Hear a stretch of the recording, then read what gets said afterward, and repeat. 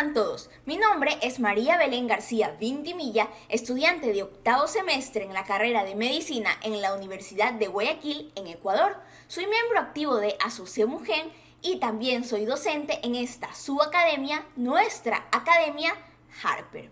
Estaré acompañándolos en la materia de fisiopatología en el nivel intermedio.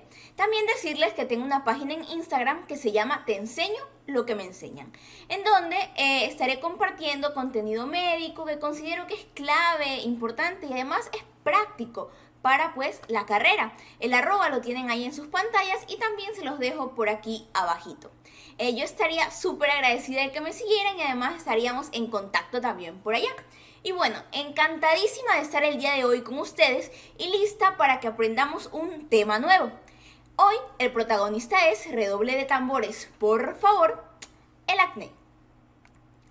En cuanto al contenido de la clase de hoy, nuestra querida sección Pongámonos en Contexto ha sido sustituida por esta sección a la que he denominado Directo al Grano. Y no es porque el tema de hoy sea acné, de verdad que no lo he hecho a propósito. Solo que esta vez le he puesto este nombre porque apenas terminemos de decir la definición, entraremos directo, de pleno, así de panzazo, a la fisiopatología.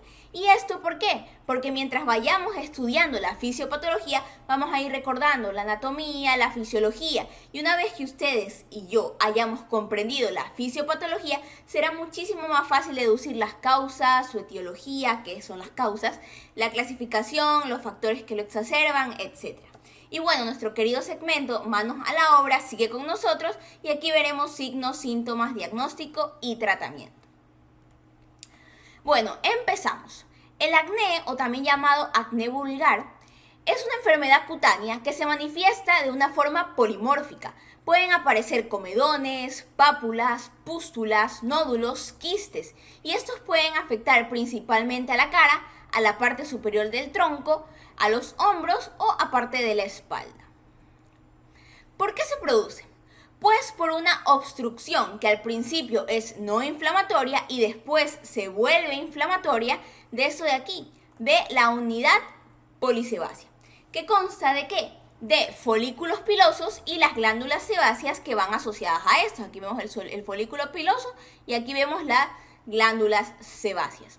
Esta unidad polisebácea que vemos aquí se distribuye por todo el cuerpo, excepto en las palmas de las manos y en las plantas de los pies, ¿ok? Y hay más cantidad de estas a nivel de cara y la parte superior del tronco. Es por esto que en estas zonas es más frecuente que aparezcan estas lesiones del acné. Entonces, recuerden de una a la fisiopatología. ¿Cuál es su fisiopatología? Tenemos aquí una imagen, como les había mostrado antes, del folículo polisebáceo, ¿ok? Tenemos aquí la dermis, tenemos aquí la epidermis, ¿ya? Y aquí tenemos al folículo piloso y a la glándula sebácea que está asociada. Lo que ocurre aquí es que hay unos factores etiológicos que inciden a ese nivel.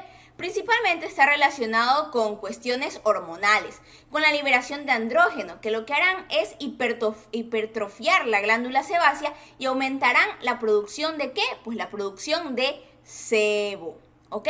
Ya, el sebo por lo general tiene una función de protección, pero en este caso se produce de forma excesiva, ¿ok? Es por esto que es más común ver en estos cuadros de acné en adolescentes, porque están liberando gran cantidad de esta hormona. Otros factores que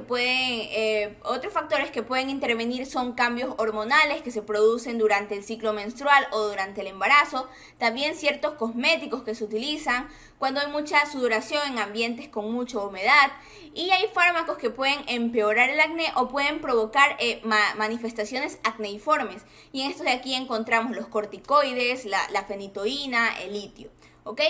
También podemos encontrar factores psicógenos.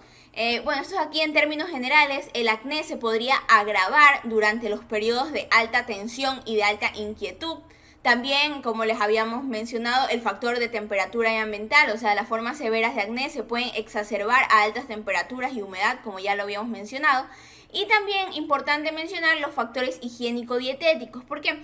Pero bueno, estos aquí existen grandes controversias acerca del papel de la alimentación y las dietas y el tabaquismo, porque dicen que estos pueden ser factores coadyuvantes que que favorezcan el acné.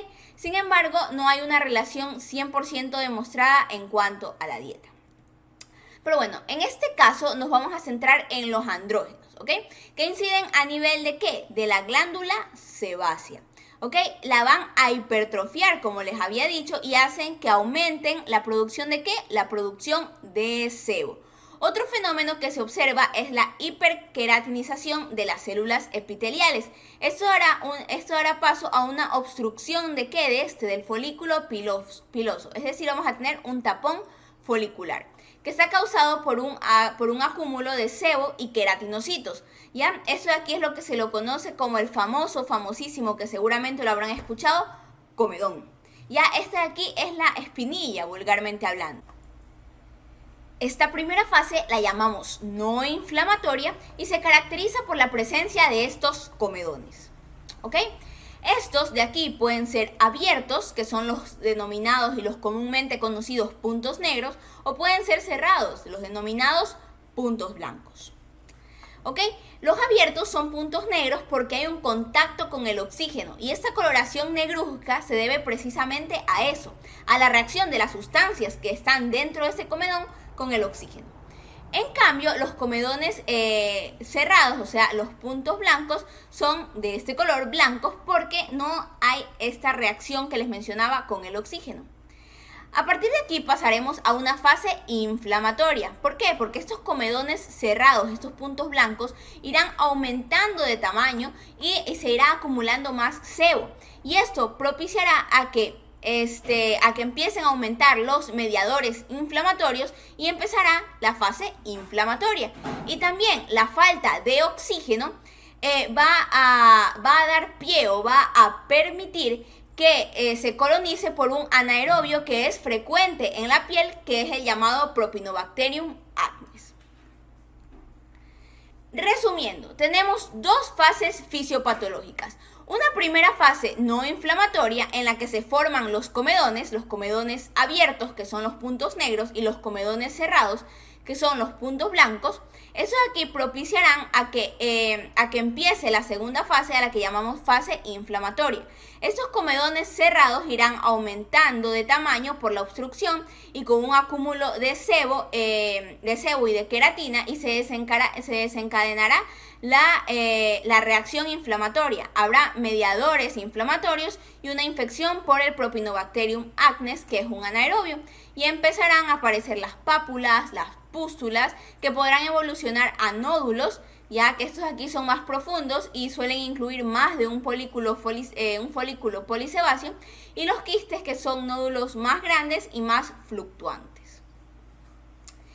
El acné lo podemos clasificar en diferentes fases. De hecho, hay distintas clasificaciones y ya hemos hablado de una de ellas, que es la clasificación fisiopatológica, en la que lo clasificamos en fase no inflamatoria y en fase inflamatoria.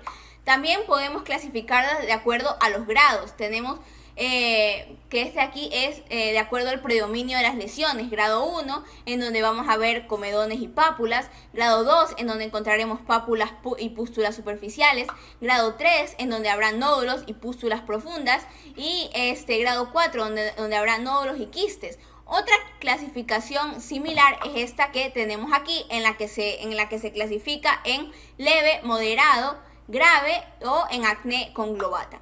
El acné leve sería el no inflamatorio, en el que hay puntos negros o puntos blancos, ¿ya? Entonces, que estos aquí son los denominados comedones, ¿ya? Estos aquí no están inflamados o hay una irritación leve, ¿ya? Pueden quizás aparecer algunas pápulas.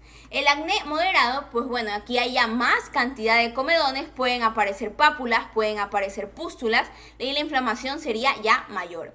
En el acné grave, por su parte, se tiene mayor número de comedones, hay pápulas, hay pústulas o incluso podemos encontrar ya los denominados quistes, ya a lo que se le llama acné quístico, en el que las lesiones son mucho más profundas y los nódulos son mucho más grandes. En algún caso puede haber incluso hasta un absceso. Y por último, el acné conglobata sería el caso más grave y en el que habría más complicaciones y más complicaciones importantes. ¿Por qué? Porque ya hay abscesos. Normalmente el acné más frecuente es el leve, quizás el moderado. Y este aquí no suele dejar cicatrices, a no ser, claramente está, que se empiecen a apretar los granos, entonces que los intenten explotar, entonces sí que puede haber una extensión de la inflamación que afecte a más profundidad y hay más probabilidad de que existan cicatrices. En los casos de acné grave, ahí sí ya es más probable que haya cicatrices y normalmente son cicatrices en punzón de hielo, las denominadas cicatrices en punzón de hielo, ya que son pequeños puntitos profundos, ¿ya? O a veces hay marcas o lesiones más amplias e irregulares. Todo esto aquí va a depender del grado de las lesiones previas que haya habido. Aquí podemos ver las diferentes lesiones que se presentan. Vemos a los comedones abiertos o los puntos negros, los comedones cerrados o los puntos blancos, las pápulas, las pústulas, los quistes y aquí ya el acné conglobata en el que ya vemos abscesos. Bueno, el acné normalmente es autolimitado, suele ser más frecuente durante la adolescencia, como hemos dicho que estaba relacionado con los andrógenos, es más frecuente en hombres y va reduciéndose o desapareciendo a partir de los 20 años. Ya, varía obviamente según las personas, tanto en cuando aparece y en la duración del cuadro.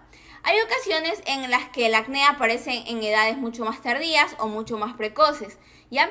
El problema suele ser si provoca alteraciones psicológicas o problemas psicológicos. ¿En qué? En el autoestima de las personas, puede haber un aislamiento, miedo a las relaciones sociales como consecuencia de estas lesiones y a veces estos problemas psicológicos suelen ser más problemáticos que el acné por sí mismo.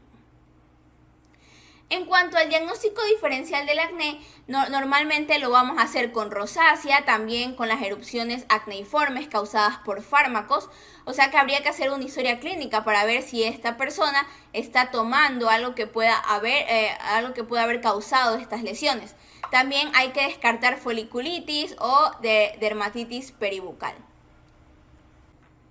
El tratamiento del acné dependerá de su intensidad y del grado del acné al que nos estemos presentando. Entonces, el acné leve se suele utilizar un solo medicamento, por ejemplo, el peróxido de benzoilo, ya en forma de crema o de gel 1 o 2 veces al día. Se utilizan diferentes tantos por ciento. O como alternativa también se puede usar el adapaleno, ya también en forma tópica, recuerden, por la noche. Otra alternativa es el ácido acelaico, ya también tópico. En caso de que no haya mejoría, se pueden hacer tratamientos tópicos en forma de asociación. ¿Y a qué me refiero con esto? Por ejemplo, podemos asociar el peróxido de benzoilo con la isotretionina tópica, ambos tópicos, ¿ya? Entonces también el adapaleno se puede asociar a la isotretionina. Pero esto aquí ya dependerá de cada paciente. En cuanto al acné moderado, este aquí ya es inflamatorio y aparte de los comedones ya empiezan a aparecer las pápulas, las pústulas, ¿ya? Entonces, bueno, ¿qué vamos a hacer aquí? Se suelen asociar algunos de los anteriores más un antibiótico también tópico, como por ejemplo la clindamicina o la eritromicina.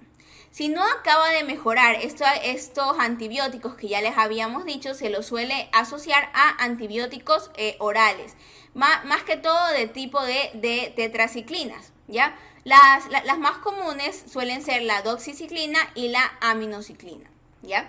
En caso de alergias a las tetraciclinas, pues el antibiótico alternativo es la eritromicina por vía oral. Hay que tener en cuenta que pueden haber trastornos, efectos secundarios gastrointestinales y advertir las reacciones de fotosensibilización, concretamente con la doxiciclina.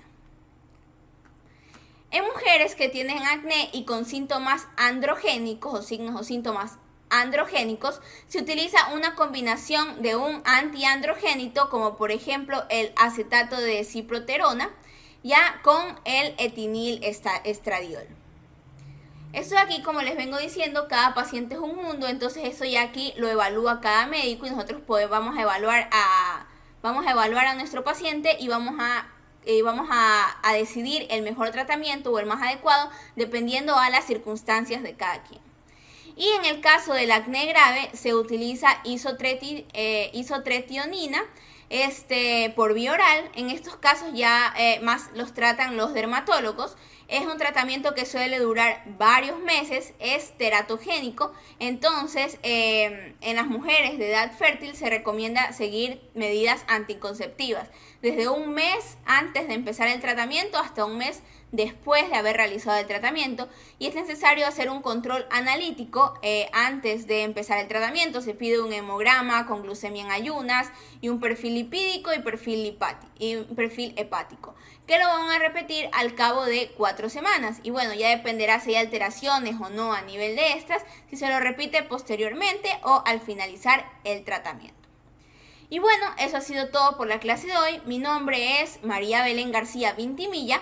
Me encuentran como Te Enseño Lo Que Me Enseñan en el Instagram, el arroba está en sus pantallas y también se los dejo aquí abajo. Y los invito a visitar todas las clases de la Harper Academia, tanto las de fisiopatología como la de las otras escuelas, y a realizar todos los cursos que yo les prometo que no se arrepentirán. Chao.